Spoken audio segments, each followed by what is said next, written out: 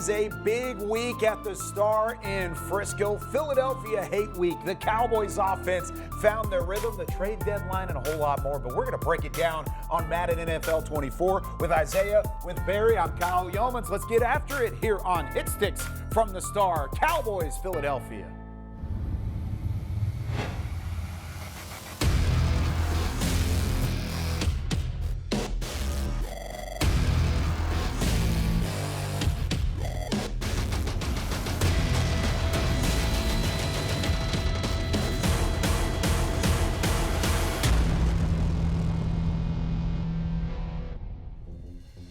The Cowboys put up 43 points in a 43-20 win over the Los Angeles Rams in Week 8 of the NFL season, and the first touchdown belonged to Jake Ferguson. It was poetic justice in the red zone for the Cowboys tight end, as you see him here working off that right hash mark, a seam route down the right side, making up for some of the early season drops. Whenever Dak Prescott would make a throw like this, it wouldn't result in a catch like this, but Jake Ferguson in the middle of double coverage gets the job done. Now we're going to try and recreate the same thing on Madden NFL 24. Isaiah, stand back. Whenever you have a tight end like Jake Ferguson, how do you utilize him in the red zone? Well, you just want to continue to feed the man the rock, and that's exactly what they did in the game. They gave him opportunity. They saw a split safety. So as soon as you see split safety, you know that you have seams. You do your best to look off the far side safety, and then you come back to the middle. You give him an opportunity to win over that middle linebacker. Dak threw a heck of a ball in the game, and Ferguson did a heck of a job reeling it in. Yeah, without a doubt, Dak's going to have to make these type of throws because when you get in the red zone, we understand things happen extremely fast, and teams are going to start throwing more zones at Dak Prescott. That way they can have their eyes on him and try to get a jump on the football. Dak has been accurate these past 2 weeks. Hopefully that continues. All right, let's see if we can recreate this real quick. Two high safety. Ferguson in the slot. Let's make it do what it do. Got him. There it is. It is right there. It is. Yeah, do your dance. You're not going to do no dance? Hey, okay. No celebration. I know. What's up with that, man? You got to appreciate the game. All right, let's go ahead and take it to the replay real quick. Show you guys exactly what Dak Prescott saw and what Ferguson was able to take advantage of. Right off the back, two high safety. As a quarterback step into the line of scrimmage and you know you have inside seams, you get excited. As a matter of fact, you are ready to roll. Your feet, you got happy feet, you're ready to roll, ready to get this thing go, cut it loose. But you have to be poised, okay? You have to have some very disciplined eyes. So Dak was able to sit back, okay, drop back as the ball's coming back, and again, look to the left, all right? As he looks to the left, what is he doing? He's trying to move that far left safety off and keep him on that hash, trying to keep him outside those numbers over there. Why is that? Because, you know, if there's any man that's going to be able to affect the ball, it's going to be that far side safety. You see Ferguson staying up his seam, and now he has the opportunity, based upon the ball that Dak throws, to bend it inside if he wants to. He has all that space to work the middle should Dak choose to throw the ball in the middle because he was able to keep that safety on the left side over there in the numbers. He decides to put it right down the line, right over the linebacker. Boom, give me those like Chris Brown. You did a great job. Go ahead and do your dance now. What do you see from your perspective, BC? Yeah, exactly what you just talked about. From a defensive perspective, though, those two high safeties, they're responsible for outside the numbers. This is a cover two scheme, and that middle run through linebacker that you see between the hashes, number 53 right there, he's responsible for everything in the middle. Anything deep over the middle, he's responsible for. He gets a late jump there. The safeties are held by the great look from Dak Prescott, and what an accurate pass. Right over the top of that linebacker, but fits it in between two safeties that are breaking downhill on his tight end. He puts it in a great place for the tight end to continue running if they were in the open field. We need more of that Dak Prescott going forward. So that's one way that the Dallas passing game can hurt the Eagles coming up this week in Week 9. But where can the Eagles return the favor and get Jalen Hurts the ball through his weapons like A.J. Brown, Devontae Smith and company? We'll tell you when we come back and start previewing this Cowboys-Eagles much-anticipated matchup here on Hit Sticks. Cowboys Hit Sticks, presented by Madden NFL 24, is also brought to you by Academy Sports and Outdoors, the official sporting goods retailer of the Dallas Cowboys, and by AT&T, official sponsor of the Dallas Cowboys.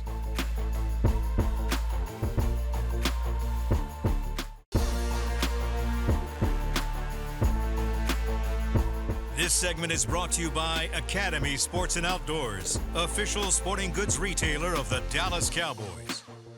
Welcome back into Hit Sticks as the Cowboys get ready to face the Eagles. A highly anticipated matchup coming up on Sunday, and you can watch it at the Miller Lite House at AT&T Stadium. A free ticketed watch party presented by 7-Eleven on Sunday. Gates open at 2 p.m. Central Time for the Week 9 matchup. Kickoff at 3:25. You can watch the game on over 60 outdoor television screens. The Cowboys cheerleaders will have a performance. The official mascot Rowdy will be in attendance, and plus a ton of other details to be included in there as well. $5 Miller Lite Slurpees. You can have all sorts of fun out at the Miller Lite House this upcoming Sunday at AT&T Stadium. The Cowboys want to have some fun at Lincoln Financial Field. It's a road game, road matchup for the Cowboys, highly anticipated because of the weapons that are going to be on display. Of course, you've got Jalen Hurts at quarterback running the whole thing, Devontae Smith, A.J. Brown on the outside, DeAndre Swift in the backfield. Barry Church, is imperative for this Cowboys defense to be on their P's and Q's. How do they slow down the weaponry that Philadelphia brings? Well, I'm not going to lie to you, Kyle. We're in trouble. We're in trouble defensively because when you look at what this Philadelphia Eagles offense brings to the table, I think they have the best skill positions throughout the entire National Football League. When you talk about two dynamite receivers, Smith and Brown, you also got the tight end Goddard, who's a mismatch nightmare. And that's not even beginning to talk about what Swift and Hurts can do in the running game. They got one of the best offensive lines in the National Football League. So we're in trouble defensively. So what we're going to have to do, because I don't like the matchup man-to-man on these wide receivers. I do not like that. I know Dan Quinn loves to play man-to-man out there. DeRon Bland has looked special so far this season, but I don't like this matchup. So we're going to have to switch things up and disguise our coverages against Hurts. We're going to have to get him thinking post-snap that hopefully will buy our defensive line time to get after the quarterback. But I do not like blitzing this guy. I do not like to send an extra guy because I don't know if we can handle these guys on the back end man-to-man. So we're going to have to get pressure with the front four up there. Parsons, D-Law, they're going to have to do their thing. But defensively, we're going to have to make sure we disguise these coverages and get Hurts thinking post-snap, or else we're in trouble. Well, I'm going to do my best to make sure you keep a thinking over there, Mr. DCBC. Because I got Jalen Hurts. You just named all the weapons that I have. But you have to respect what? You have to respect their running ability and the running attack of these Philadelphia Eagles. And if you don't, they'll make you pay for it. So I'm going to go ahead and start this thing off. Let's do it. Just like this. Okay. Oh, little play out. Oh, man. Ooh. Wynn got that thing. He did. Now that was a good play, and this is what makes me a little bit nervous because, like you said, that play action, it brought the entire defense up. Correct. If we look here right here, zooming it out, and we'll switch over to the defensive side of the football. What this play action does right here, because there's such a dynamic running game. Look what that play action did to Marquise Bell. Marquise Bell is zoomed up, if you can see right there, up at the line of scrimmage. And I'm playing a cover 2 right here. I disguised my defense to play a cover 2, and he's supposed to be my middle run-through player right there. And that's a dynamic that this run game presents for you. It brought up my middle linebacker. He's sniffing up there where he's not supposed to be. And I understand, if you look at the route right here, he has two guys open. If he puts it on Brown, sorry about that. If he puts it on Brown, which he tries to, Hooker makes a heck of a play in the half of the field, deep half. But if you look at it, this is where Bell was supposed to be. This is where he was supposed to be, right there, that middle run-through player. But since that run action sucked him up there in the line of scrimmage, he has a wide-open Smith. Yeah. He chose to go with Brown, so it kind of helped the defense out right there. But overall, that was a sticky situation for the defense. What do you got offensively? Yeah, offensively, I mean, here, I'll swap it out real quick.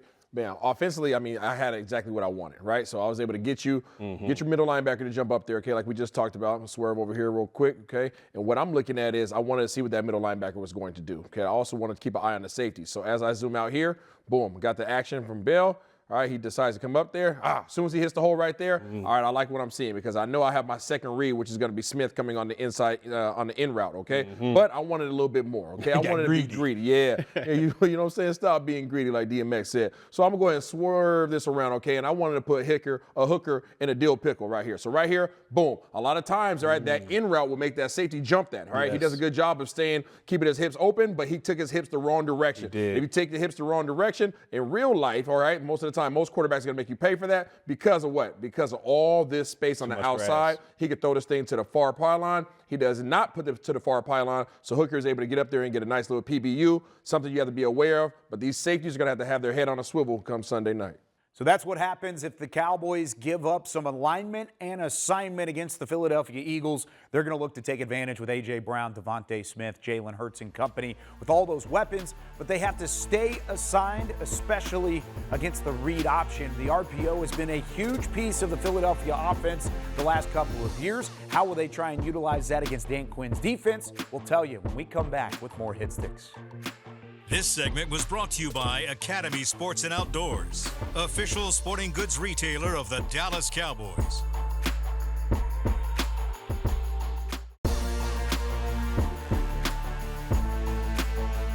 As the Cowboys look to face the Eagles on Sunday, we continue to preview the matchup here on Hit Sticks with Barry Church and Isaiah Stanback. I'm Kyle Yeomans. Glad you're with us. The RPO, the run-pass option. It's, of course, a nuance in the NFL, but it's not necessarily a nuance as much as it used to be. It's more of a foregone conclusion, especially whenever you face this Philadelphia offense. Barry, when you look at a team that runs the read as well as Philadelphia does, what is the number one concern for a defense? It's very concerning because it has your eyes looking everywhere. When you got the RPO action, I mean, as a defender, my old coordinator, Rob Manelli, used to say, you see a little, you see a lot. You see a lot, you see a little, which means if you're looking all over the place and not reading your keys, they are going to dismantle you with this RPO read because you can run the ball, you can pass the ball. It's tough action to try to stop out there. But what we're going to have to do is we're going to have to stay with these two high safeties because I do not want big chunk plays. And when you have these two receivers outside, Brown and Smith, you got to make sure you got people over the top. Now, that's going to leave us light in the box against this run, and that's concerning as well. But I'd rather take 1,000 cuts from the run than a couple big chunk plays to put the game out of stretch. So to me, we got to stay back. We got to make things foggy for this quarterback in the deep part of the field. And this front seven or this front six right now, because we're light in the box, they're going to have to maintain the run, and hopefully we can contain Hurts and Swift. That's going to be easier said than done, though. I always feel like somebody's watching me. That's what you're going to be doing. Man. You're going to be watching the wrong keys because I'm going to have your head on a swivel. On a Barry. swivel. All right, here we go. Oh, well, he went back. Oh, no. Ooh, you did a good job. Play, but man, you did a good job. You did a really good tough, job. though. That's tough. All right, and let's go ahead and walk you guys through some of the options that these guys have. Let's look. All right, obviously I decided to keep it that time with Hurts, okay, which he will definitely do to try to keep this defense honest. But let's talk about the first option, okay? Option number one, you got Swift right here. Boom. We have the reason why this is challenging, okay, and I'll let Barry talk you through this a little bit more, but you guys see the action going across the formation with this backside tight end. Yeah. So you have the tight end going this way. So right off the back, you see linemen coming downhill into running a set, I guess, their approach to the game, to the running game. And then you have this action going across the formation here. Okay, that has your eyes obviously all over the place. D-Law now sees this guy coming out of him. His first inkling is going to be to what? He's going to get cut. He's going to have, yeah. So that's going to slow his feet down just a little bit. Now, if I would have gave that to Swift right there, you guys see the hole. Okay, you guys see it right there. He could have ran all the way to the pylon, okay? I decided to keep it. Y'all see D-Law. He's following Swift still. He doesn't know where to go, right? He's chasing the ball. The guy was right in front of him, okay? Jalen Hurts is right in front of him, but he's still chasing Swift because he can't see whether or not he has the ball or not. All right, coming on right off the bat now, you did a great job of going too high safety. You negated my ability to be able to have any big plays down the field. And that's what I think you're kind of alluding to is trying to keep everything in front of you. I could have had an easy little dump down right here to the tight end. That would have been an easy first down, but I got greedy again. All right, I want to go ahead and try to run this thing. My tight end didn't get a block. All right, you do a good job of coming downhill and getting a tackle. But you see all the different options that they have. DC, BC, what you feeling like? Man, if we're going back to the top right here, if we look at it, I'm in a two-man, which means everybody underneath has their man-to-man coverage. So in this situation, Marquise Bell has man-to-man on that off-the-ball tight end right there. And this is what makes things so hard because if you run the play a little bit right here as we go, you see that action. He's supposed to follow that tight end. But if he leaves, look at that gaping hole that's right there. So he's in a conundrum right now. Do I sit here with the run action that's in front of me or do I follow my man? When you're in that type of defense, you've got to follow your man. So it's already from step one, this defense is in a conundrum. You see he has to work through all the traffic out there, which is leading to a tight end being wide open. In the game, I'm sure Hurts is going to dump that off for an easy first down, but that's what makes things hard for defenders out there when you're dealing with this RPO action. Do you go with the run? Do you stick with your man? You have an athletic quarterback as well that can make things happen. This is going to be a tough go for the defense, but they've got to keep everything in front of them and hopefully just slightly contain this offense, but it's going to be a tough task for Dan Quinn and his defense. I really don't know if there's a better representation of what Marquise Bell's season has been like making the move from safety to linebacker. He's the #1 graded linebacker in the NFL right now, according to Pro Football Focus. But he's still learning to read those cues along the way, and he's going to have to stay on top of that against the Philadelphia defense that loves the misdirection, loves the read, and will certainly flow off of mistakes at the second level. When we come back, we're going to see if Ceedee Lamb can keep his hot streak alive. 2 straight games with over 100 yards receiving. Can he keep that going against Darius Slay and the Eagles secondary right after this?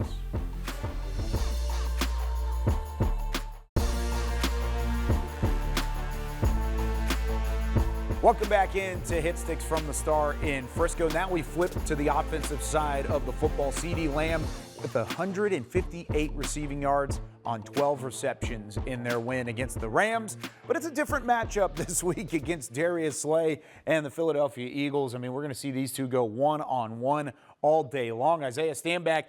Mike McCarthy's done a great job of getting the ball to Ceedee Lamb. Can they do that early against Philly? They're going to have to, because you have to threaten Philadelphia's defense. These guys are going to be strong up front, so you want to get the ball out of your hands as quickly as possible. But at the same time, you can't be afraid to try to push it down the field a little bit.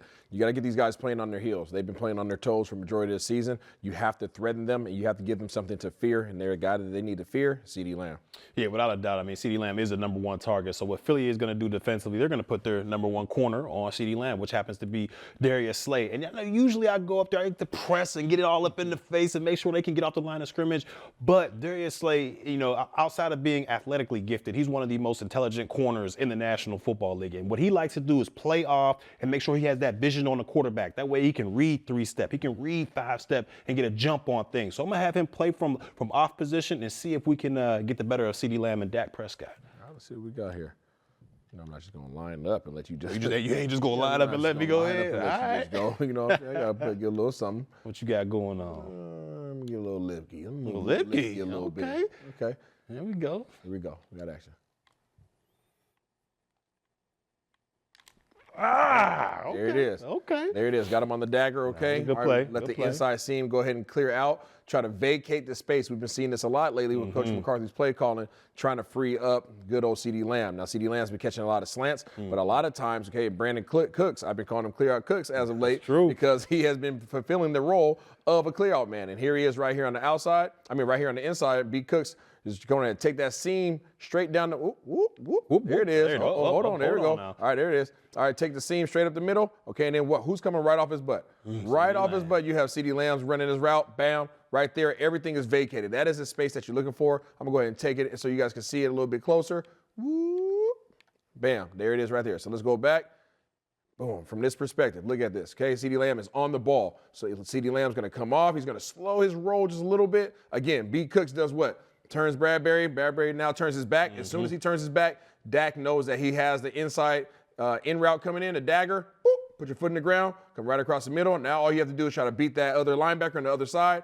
Completion all day long, move the sticks. And from a defense perspective, we can run it back from the beginning. You see Darius Slay, he does everything he's asked to do right now. I put him in outside man-to-man coverage because he has that low wrap player, which is that linebacker in the middle of the field to take care of all that stuff in between the hashes. As you see, he loves to play off because of the quarterback vision. He has the vision on the quarterback. Once that wide receiver comes and threatens his space, he turns his eyes to Ceedee Lamb to get him in man-to-man. He's outside leverage. He's hoping for help in the middle. That was just a great, accurate pass from Dak Prescott to make sure that Ceedee Lamb's not going to run straight into a headache, which is that middle linebacker right there. That's all you can ask from your corner and the defense. Dak and Ceedee Lamb just made a better play right there. Hopefully we see some of that come Sunday.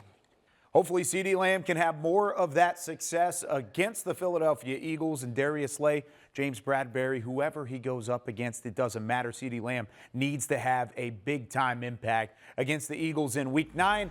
Did Madden believe Ceedee Lamb would have an impact? When we come back, we go guys versus the game. Who are we picking to win in this matchup? Who is Madden picking? When we return with more Hit Sticks.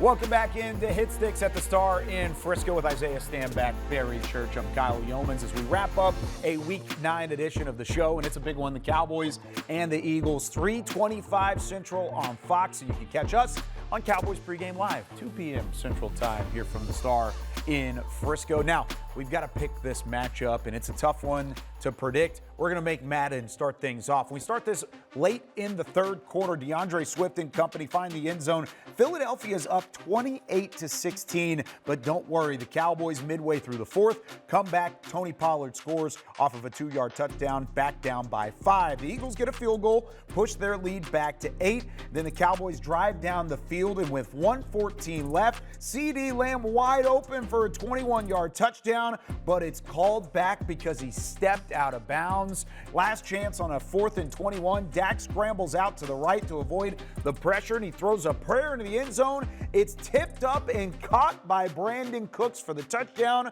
but this one is called back as well for illegal touching. It's a loss of down, and the Cowboys lose the game 31-23. Not a great sign from Madden NFL 24, but that's what happened.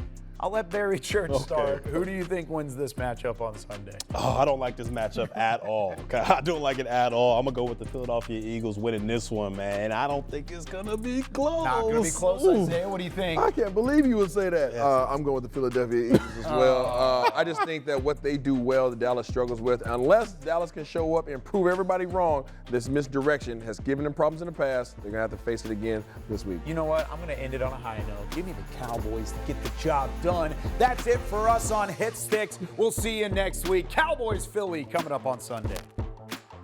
Cowboys Hit Sticks, presented by Madden NFL 24, was also brought to you by Academy Sports and Outdoors, the official sporting goods retailer of the Dallas Cowboys, and by AT&T, official sponsor of the Dallas Cowboys.